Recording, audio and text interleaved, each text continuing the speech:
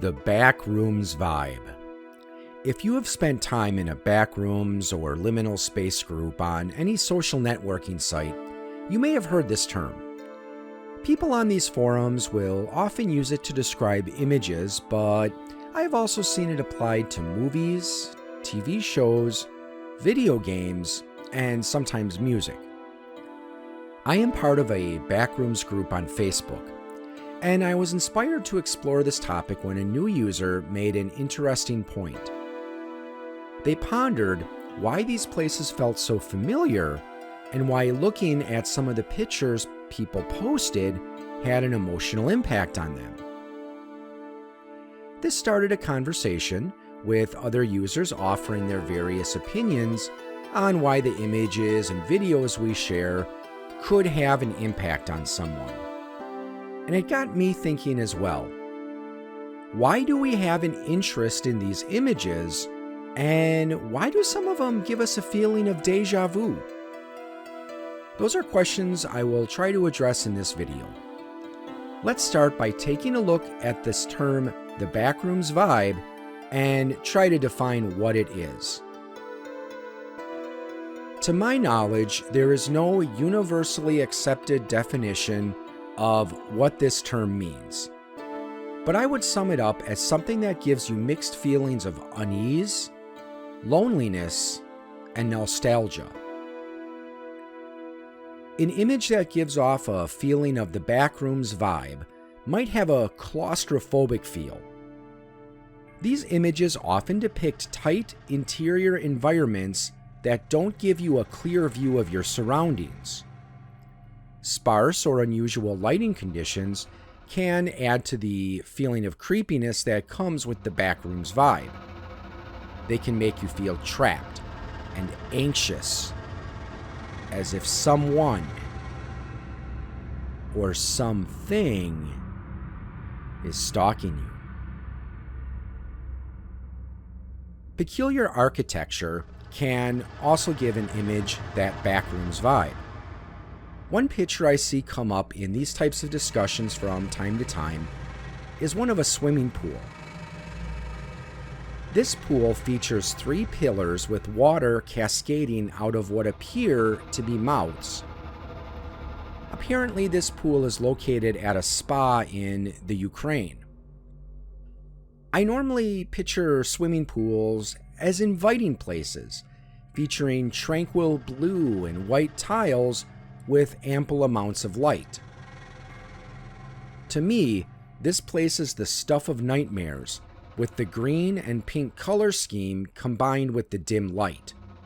It just looks unnatural, at least to me, which gives it an unsettling feel. However, other interior backrooms vibe images are spacious as opposed to claustrophobic. Images like this one show large areas that at one time served a purpose, but now are empty. You know this was once a store of some kind, but now it is abandoned. And if you listen carefully, you can still hear the smooth jazz that once served as background music for countless shoppers. The thought of seeing a place that was once used by people, now standing vacant, can feel overwhelming. However, backrooms vibe images aren't limited to interior environments.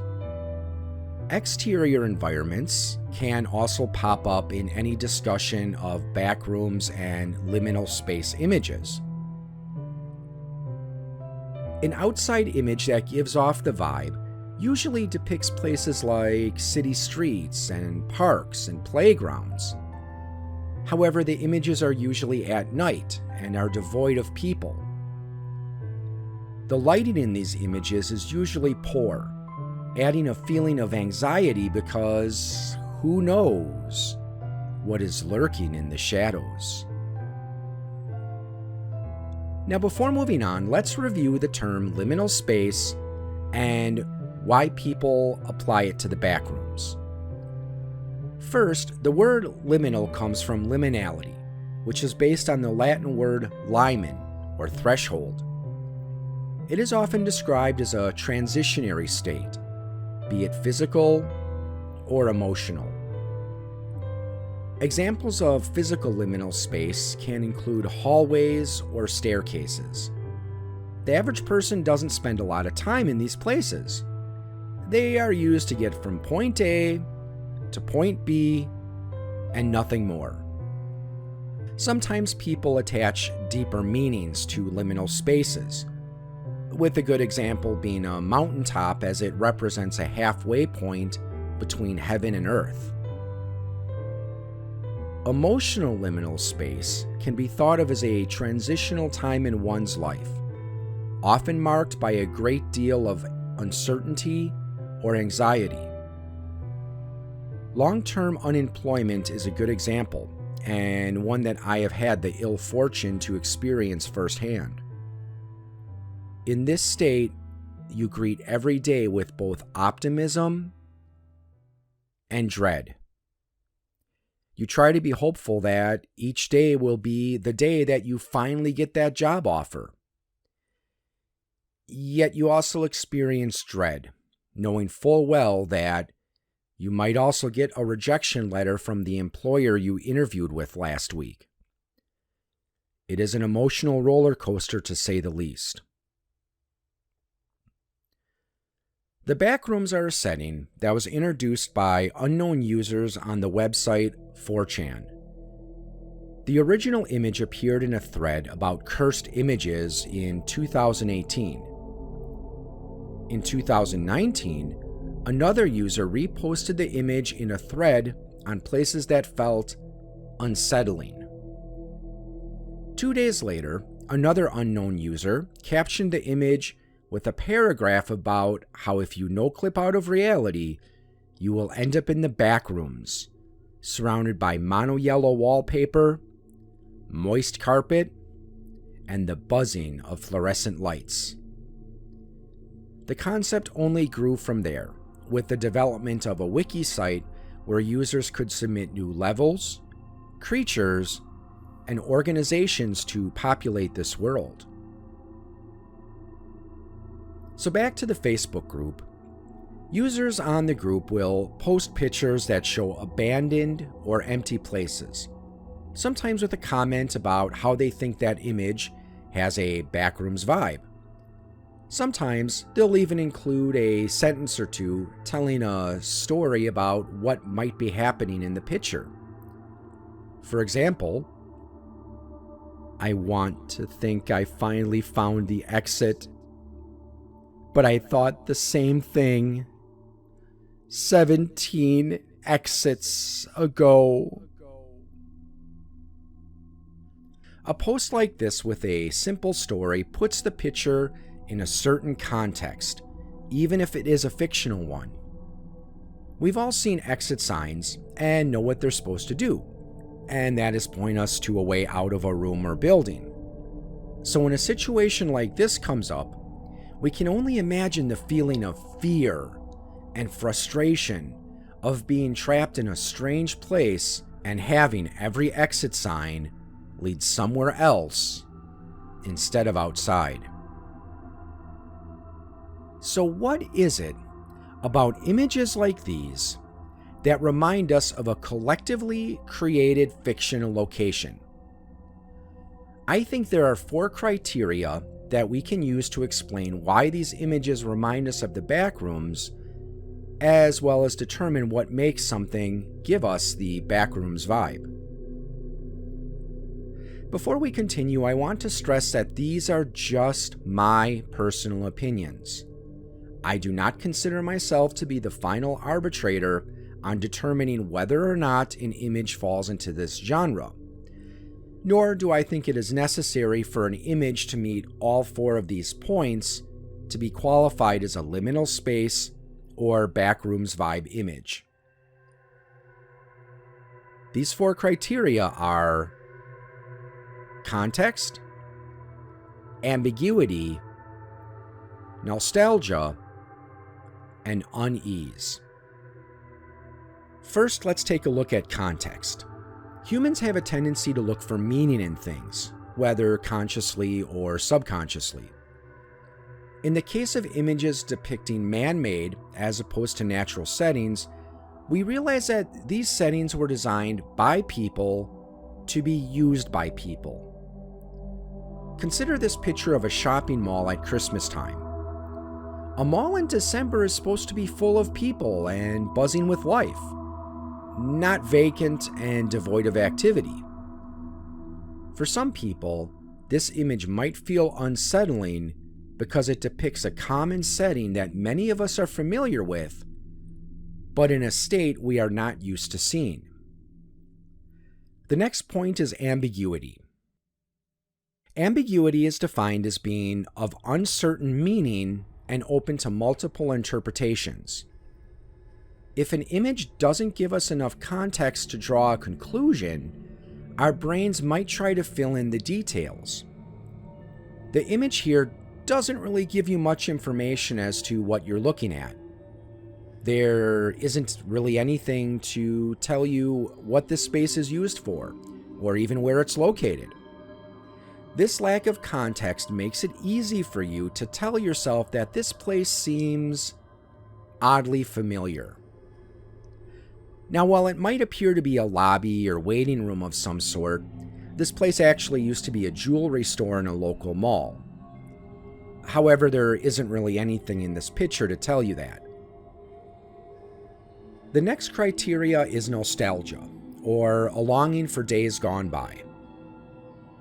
It is natural for us to try to make a connection between pictures and places and our past experiences. The image shown here of an indoor play place might hit your nostalgia button. Maybe it reminds you of a place you were taken to as a kid, or perhaps you've taken your own children to a similar location. I think there is also something to be said for the bright, cheery color scheme as well. Maybe it feels like something from a fleeting memory or a half-remembered dream. Now, I also think it is important to touch on image quality while we're discussing nostalgia. Low-quality images are commonly defined as having the Backrooms vibe. When I say low quality, I am not talking about low quality in that the photographer just took a snapshot with no thought given to the actual composition of the picture, or the photographer's finger or camera strap got in the way of the lens and is blocking out half of the image, or anything like that. I'm speaking strictly in terms of camera quality. I am old enough to remember when digital cameras first started to hit the mass market. I do not consider myself an expert on digital photography, but I'm going to guess that a picture taken on a basic digital camera from the late 80s, early 2000s on that camera's highest quality settings is probably still not quite up to the lowest quality settings of a current digital camera. I think photos like these hit that nostalgia nerve and bring us back to the days before high-quality consumer digital cameras were commonplace.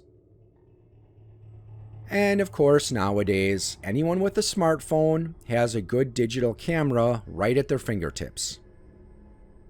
The low resolution and often grainy appearance of these older pictures is a far cry from the sharp, detailed images you can get with a modern camera. Finally, there is the uneasiness factor. An image with a Backrooms vibe usually has an uncomfortable feel to it. A fully furnished living room isn't that creepy. Most of us are used to seeing one every day. But a living room devoid of furniture, people, and everything else we're used to seeing in one of these rooms is unnerving. The same can be said for other locations that are popular in backrooms and liminal space images, such as schools, malls, offices, and playgrounds. when these places are deserted, they fall outside of their accepted context and can take an otherworldly feel. Let's take another look at the original Backrooms image. There is a maze-like quality of the setting. You just feel like there is something hiding behind that wall, waiting for the right moment to pounce. The colors are a bit jarring as well. But perhaps one of the creepiest things about the image is that it is at a slight angle, which is unusual because unless a photographer is going for a specific feel, most pictures are taken at a more comfortable, flat level. Take a look at this image of a dark, empty store. The lack of customers, employees, and shelves stocked with goods is unnerving enough. But tilt the picture at an angle, and it takes on a new level of creepiness. It's like something is not right. We accept the angle of the first image as normal, so seeing it with that tilt is unnatural. It might cause you to feel like something is amiss. Perhaps even giving you a feeling that something bad is about to happen. Lack of objects is another reason I think an image can have a Backrooms vibe to it. Here we see an image taken in an empty office building somewhere. Normally, in a place like this, you would expect to see all sorts of things like desks, computers, furniture, and most importantly, people. But in this case, all we see is a large amount of empty space. The lack of objects in a setting such as this just doesn't feel right. It might seem weird and perhaps a bit uncomfortable. I would like to think that the first image I posted to the Backrooms Facebook group meets all four of these criteria, but I'll let you be the judge of that. Let's take a look at this picture. First, there isn't any context to tell you where this is and for what purpose this room was used. This lack of context also gives it ambiguity. Is this place in a school? An office building? Someone's basement? Why is it empty? And why aren't there any people or objects here? Has this place been abandoned? Is it still under construction? Is it undergoing renovation? These questions allow your mind to come up with whatever story for it you want and tell yourself you may have been here at one time in your life. Nostalgia is a little bit harder criteria to meet, but I would argue that the neutral colors and lack of any sort of defining characteristic makes it easy for you to associate this room with places you may have been in the past. I think these factors, along with the dim lighting, give this image an uneasy feeling that is typical in a backroom style image. We can see an open door and a hallway that leads off to the left. However, what lurks out of sight in these areas is anybody's guess. I've noticed arcades are another popular subject in liminal space and backrooms type images. I think that this is because for many people, myself included, an image of a classic arcade hits a certain nostalgic button. Unfortunately, these places have become somewhat of a relic of the past. There used to be a time when many shopping malls had one of these establishments. Before we go on, let me take a moment to define that term. A classic arcade is, in my opinion, a business that just has video games and pinball machines and maybe a claw machine. No laser tag, no mini golf course outside, no bowling alley, and none of those ticket redemption games that force you to spend $10 to win something that only costs 50 cents! Excuse me. I remember going to arcades as a kid. It was a fun way to hang out with friends and blow a few dollars in quarters. But around the late 80s to early 90s, the technology of home video game systems started to catch up with the quality found in arcade games.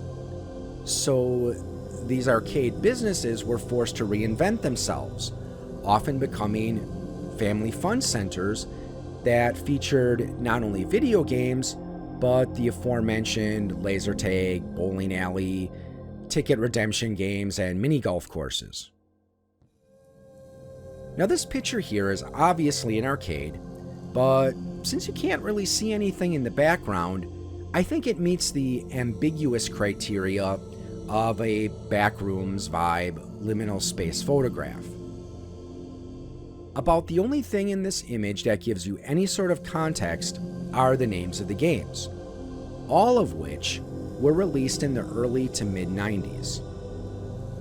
With that in mind, the earliest possible year a picture like this could have been taken was 1996, which is the year that the Killer Instinct game that we can see in this arcade here was released. So if you remember visiting an arcade in 1996 or later, or if maybe you remember seeing any of these games in an arcade, you could conceivably tell yourself that you've been to this specific arcade at one time in your life. So to wrap things up, I think that these pictures are interesting because they almost have an alternate reality quality to them. You can almost picture a story behind them of someone stuck in an unnatural setting. When an image gives off the vibe, there is something about that image that is frightening, yet also fascinating at the same time. Despite the uncomfortable feeling, there is something that draws you to the picture. Something that catches your attention and tells you that you've been there before. And that, in my opinion, is the Backrooms Vibe and what makes these pictures so fascinating.